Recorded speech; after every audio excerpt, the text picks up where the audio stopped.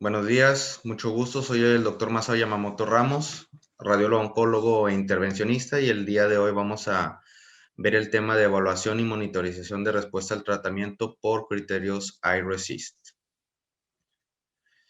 Dentro de los objetivos de la plática son 4 puntuales: evaluación de la respuesta tumoral por criterios iRECIST, revisar los diferentes escenarios de progresión y ejemplificar cada tipo de ella, así como también identificar escenarios de efectos adversos.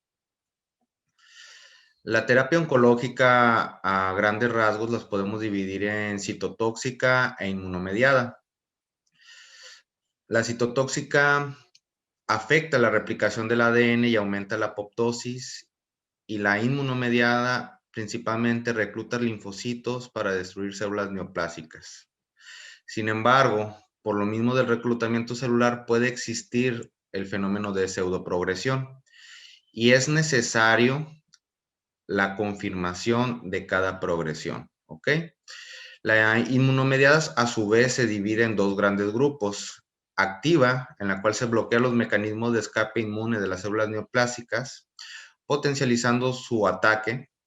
Los puntos de bloqueo es CTLA4, el ligando PDL1 o PD1, y la inmunoterapia pasiva, que es relacionada a anticuerpos monoclonales, la terapia diana, los cuales van a estimular la vía del complemento. La inmunoterapia activa mediante vía PD1 va a basarse en el bloqueo ya sea del ligando PDL1 o de PD1, ¿ok? Esto va a hacer que nuestro linfocito esté activado ante las células neoplásicas y pueda destruirlas, ¿ok? Nuestra siguiente vía fue descrita por Jens P. Allison del MD Anderson y es relacionada a la proteína CTLA4, ¿ok? Esta va a ser bloqueada, promoviendo la activación de los linfocitos T y destruyendo las células neoplásicas.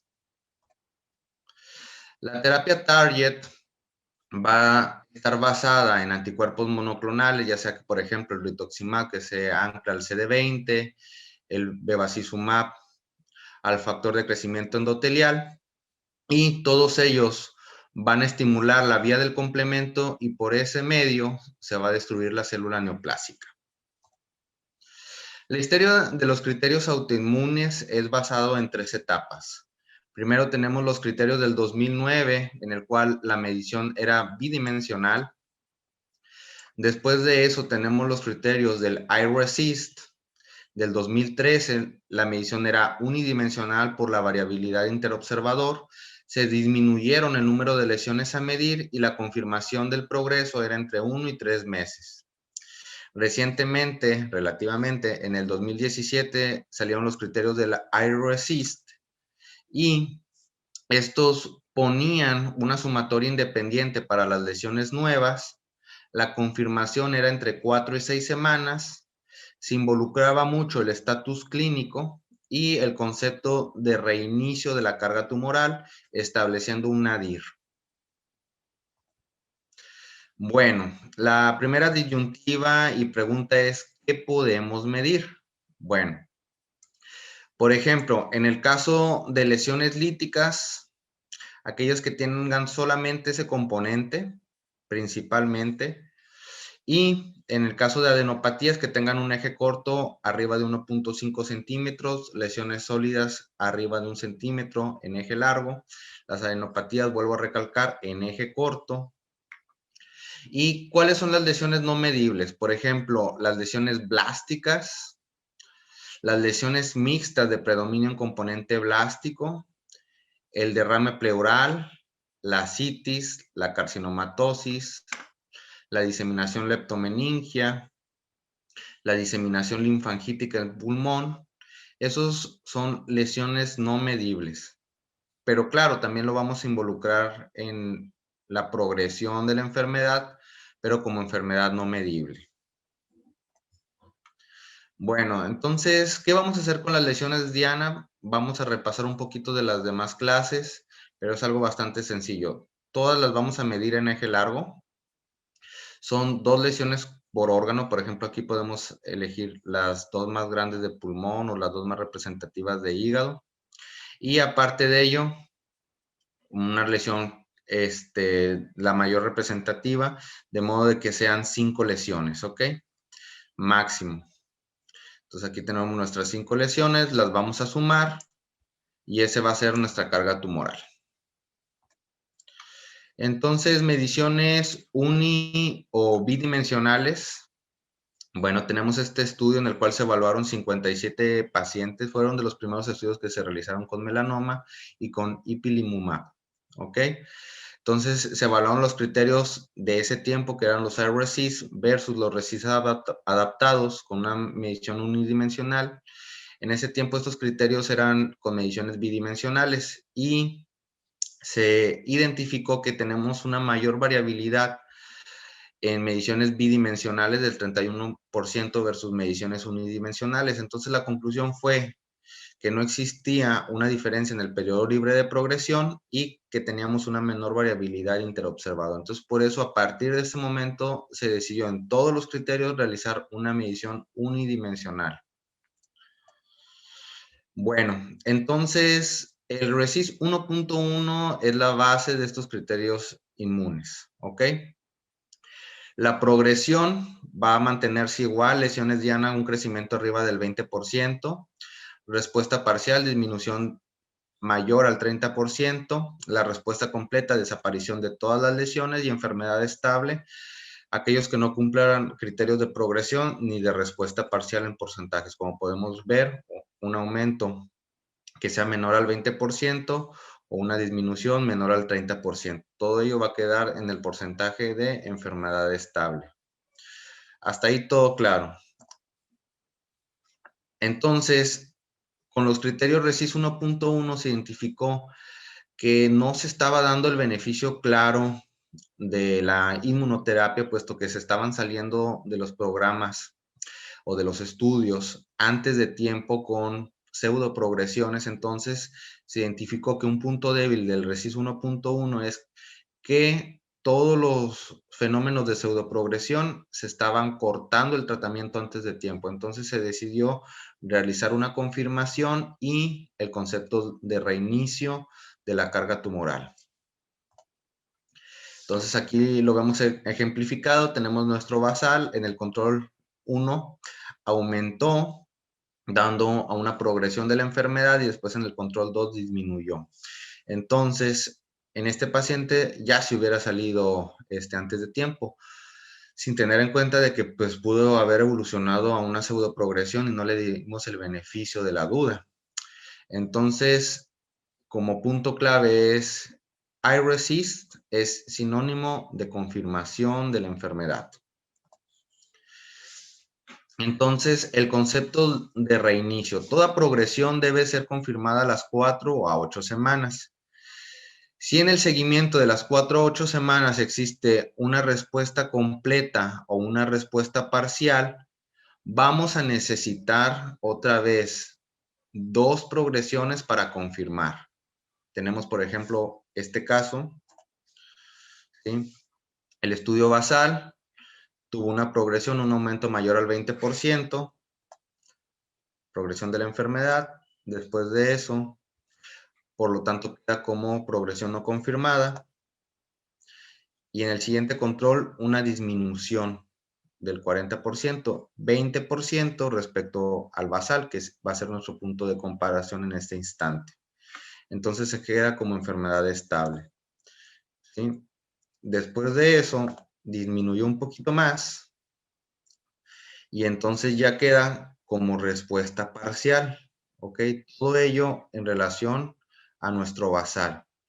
Pero al tener ya una respuesta parcial, es nuestra mejor respuesta, nuestro estudio que posee menor carga tumoral. Entonces se convierte en nuestro punto de comparación. Y a pesar de tener ya una progresión, esto se reinicia. Y es necesario otras 2 progresiones para confirmar si en dado caso. Entonces tenemos otra progresión, aparición de una nueva lesión y después otra progresión. Y aquí aparecieron nuevas lesiones y aumentó la carga tumoral. Entonces ya tenemos una progresión confirmada.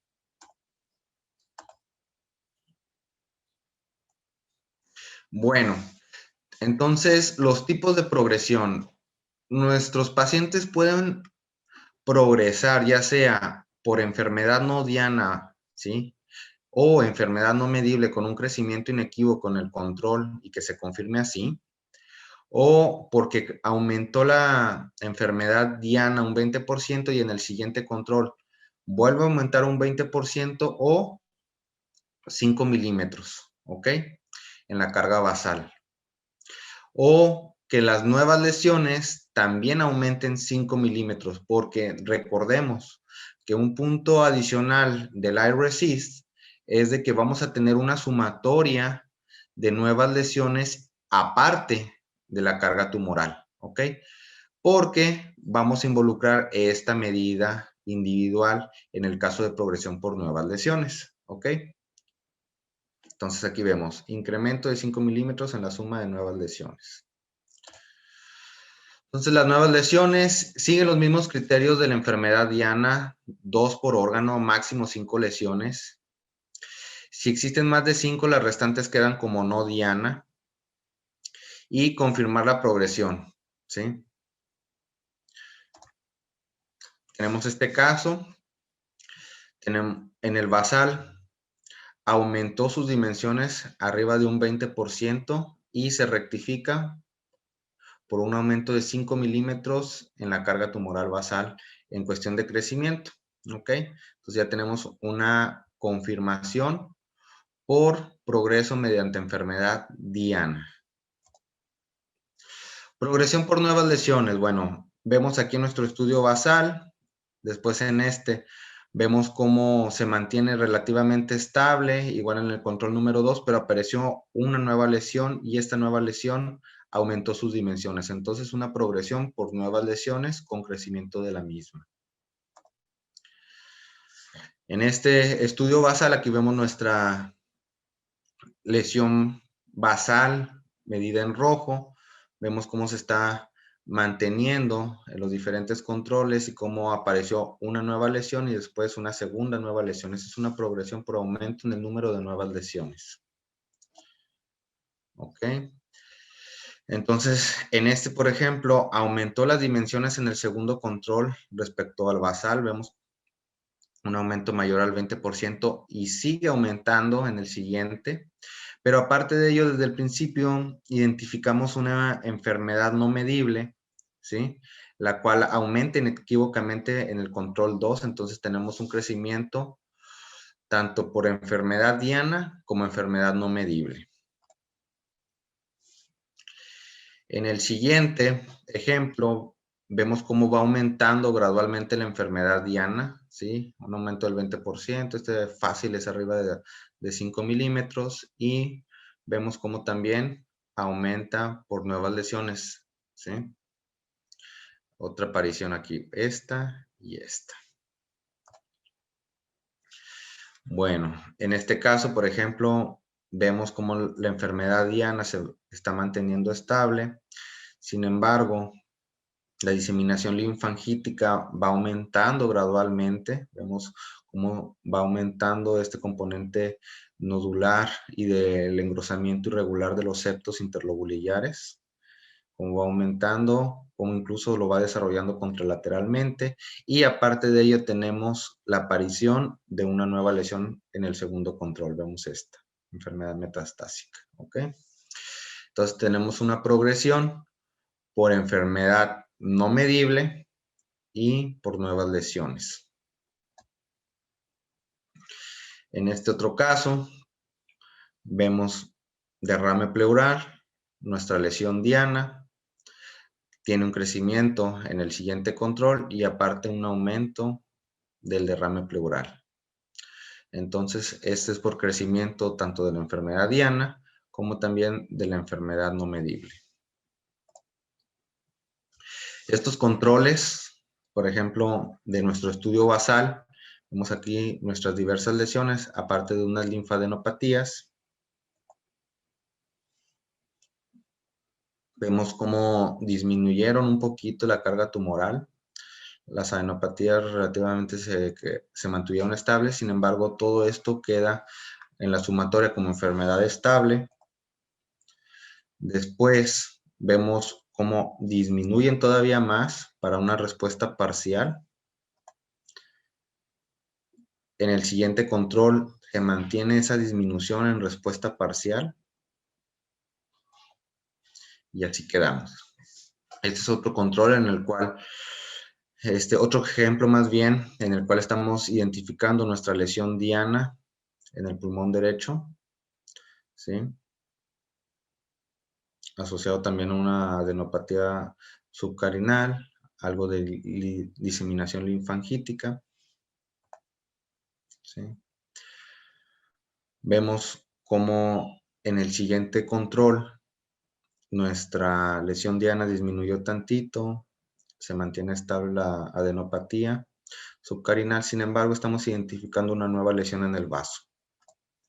Y esta lesión en el siguiente control aumentó en sus dimensiones. Entonces ya tenemos una enfermedad confirmada en esta. En este otro estudio vemos nuestros basales, ¿sí? Las imágenes significativas con nuestras lesiones. Vemos cómo aumentaron en dimensiones en el control 1 en relación a una progresión no confirmada. En el siguiente disminuyeron importantemente, ¿sí? Y después aparecieron nuevas lesiones y vemos cómo están manifestadas por edema vasogénico a nivel del sistema nervioso central.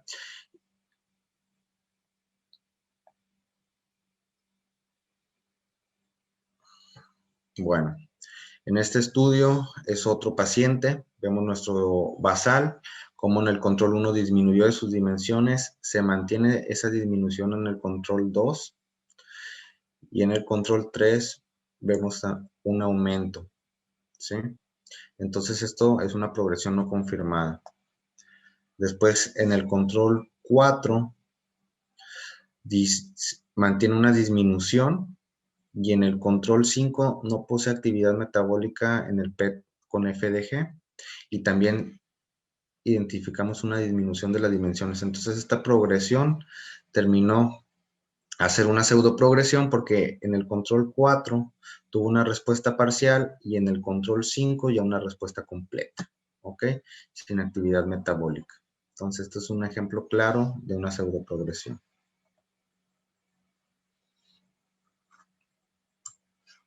En este otro paciente tenemos nuestra lesión tumoral en el lóbulo pulmonar derecho.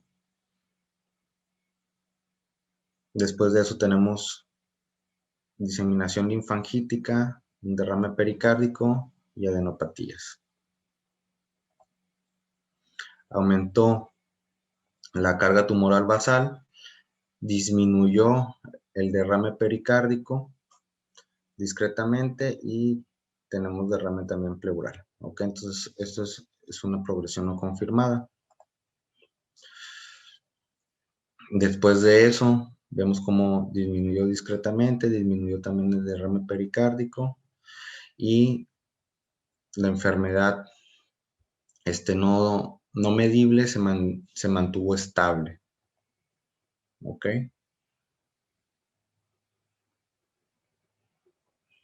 Aquí tenemos unas adenopatías en el control 3, no diana,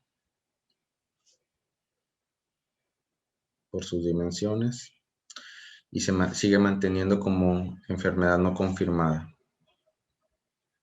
por mantenerse estable. Entonces, en el estatus clínico, la terapia autoinmune, ¿ese lo podemos cortar? Iván. Sí, doctor, podemos cortar. Ok. Bueno, entonces voy a reiniciar. Sí, está bien. El estatus clínico es bastante importante debido a que en ocasiones se asocia a efectos autoinmunes los cuales son de pronóstico favorable porque nos están indicando que nuestra terapia es tan potente que está incluso realizando efectos autoinmunes. ¿Ok? Entonces, se ha demostrado que posee un pronóstico favorable. Sin embargo, siempre es importante registrar motivos por los cuales no se hace la confirmación, ya sea porque nuestro paciente esté inestable, no acudió, falleció o tiene intolerancia a la quimioterapia por estos efectos autoinmunes, por lo cual tenga que salir de nuestro protocolo de investigación. Entonces, el estatus clínico, el RCIS es para pacientes estables. La pseudoprogresión usualmente no se acompaña con deterioro clínico. Entonces, vamos a ahora hablar de la pseudoprogresión. Es más común en pacientes que están tomando medicamentos anti-CTLA-4. Y este fenómeno de pseudoprogresión es en aproximadamente un 7.3%, o sea, no es algo tan común, ¿ok? Se da en periodos tempranos, o sea, menores a 4 meses, en el 4.7% de manera temprana y de manera tardía, arriba de 4 meses, en 2.6%, ¿ok? Por ejemplo, aquí estamos identificando un ejemplo de pseudoprogresión en el cual nuestro basal aumentó en la semana 8 y posteriormente tuvo una disminución en nuestro control de confirmación a la semana 12. Vemos la disminución de las dimensiones de la enfermedad diana. Entonces, esto se catalogó como una pseudoprogresión. Puntos claves de confirmación de la progresión. Esta es una diapositiva bastante importante. Volvemos a repetir, control posterior a progresión en 4 a 6 semanas. Progresión no confirmada se repite hasta tener una confirmación, ¿sí? Como vimos en los ejemplos anteriores, no hay límites en cuanto a las veces que podemos repetir una progresión no confirmada, pero sí, siempre, indudablemente tenemos que tener 2 progresiones para confirmar, ¿ok? Y en dado caso de que en uno de los controles tenemos una respuesta parcial o una respuesta completa, se va a tener que comparar con el nadir, ¿ok? Si no tenemos una respuesta completa ni una respuesta parcial, los vamos a seguir comparando con nuestro basal. Entonces, para ejemplificar los escenarios de pseudoprogresión, tenemos una progresión no confirmada y tuvimos en la confirmación una respuesta completa o una respuesta parcial, se reinicia y tenemos que tener otra vez 2 progresiones. Si tenemos una progresión no confirmada y en el siguiente existe estabilidad, se repite otra vez la enfermedad no confirmada, el número de veces necesaria hasta tener una confirmación por otra progresión. Como en este estudio no tuvimos ninguna respuesta completa ni respuesta parcial y siempre estuvo una estabilidad, siempre lo estuvimos comparando con el basal, ¿ok? Y no tuvimos que reiniciar la barra, ¿ok?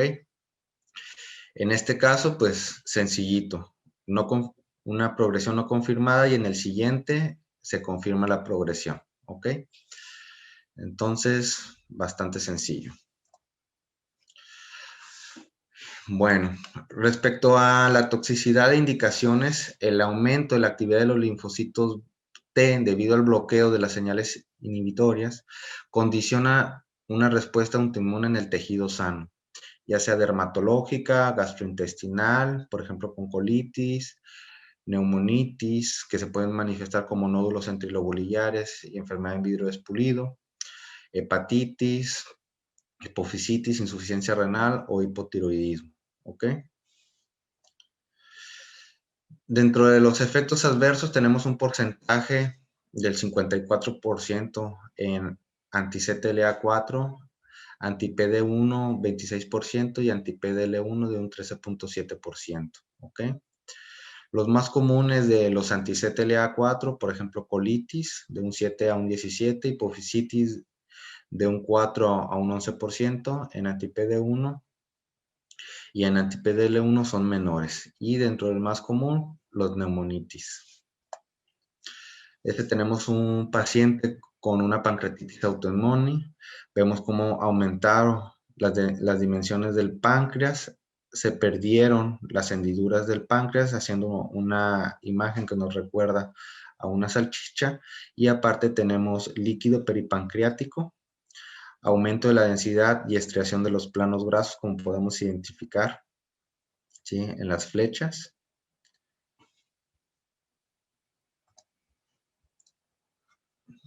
Estos son pacientes con neumonitis por inmunoterapia. Vemos los nódulos centrilobulillares, ¿sí?, el vidrio despulido y zonas de atrapamiento aéreo en patrón de mosaico. ¿Ok? Las neumonitis también se pueden asociar con reacción sarcomatoide. Esto va a ser a nivel de mediastino. Vemos un aumento en estas linfadenopatías, ¿sí?, tanto para aórticas como para traqueales, como subcarinales e iliares. Y lo vamos a poder identificar porque se asocia a neumonitis, nódulos interlobulillares, peribronquiales y subpleurales. No es tan común, tenemos una incidencia de aproximadamente el 5 al 7%, pero puede estar presente. La hipofisitis, vemos este paciente con un aumento en las dimensiones de manera irregular del tallo hipofisiario y las dimensiones de la hipófisis, y posteriormente al tratamiento con corticosteroides, una disminución de la misma. ¿Ok? Se puede asociar también a tiroiditis, adrenalitis, y dentro de los factores de riesgo son masculinos ancianos. Con colitis por inmunoterapia vemos un realce submucoso reactivo. Esta línea hipodensa es la submucosa y identificamos el realce de la mucosa de manera generalizada en el colon transverso, también en el colon ascendente y descendente. ¿Ok? La incidencia es entre el 8 y el 22% asociado a diarrea, ¿sí? Puede ser pancolitis en un 75%, que es lo más común, como podemos identificar en este ejemplo, y solamente en un 25% segmentario. La tiroiditis por inmunoterapia, tenemos este ejemplo, cual se le realizó un PET-CT con FDG. Vemos el aumento en cuanto a la captación de la tiroides y sus dimensiones de manera generalizada. Vemos una captación por FDG bastante importante y difusa, y como en el seguimiento una importante disminución posterior al tratamiento con corticosteroides. ¿Okay? Muchas de las veces estos pacientes que generan un hipertiroidismo en fase crónica disminuyen las dimensiones de la tiroides, se torna atrófica, incluso pueden aparecer nódulos, los cuales son fríos por gammagrafía, y pasan a una fase de hipotiroidismo. Entonces, como conclusiones, las tres más puntuales e importantes: si en el control subsecuente a una progresión no confirmada se tiene una respuesta parcial o completa, volveríamos a necesitar 2 progresiones para confirmar. La confirmación es a las 4 semanas para máximo beneficio con terapia inmune, descartando así una pseudoprogresión. El aumento de la actividad de los linfocitos T debido al bloqueo de las señales inhibitorias condiciona a una respuesta autoinmune al tejido sano. Y por mi parte es todo. Les dejo mi correo. Para cualquier cuestión que necesiten, estoy a sus órdenes.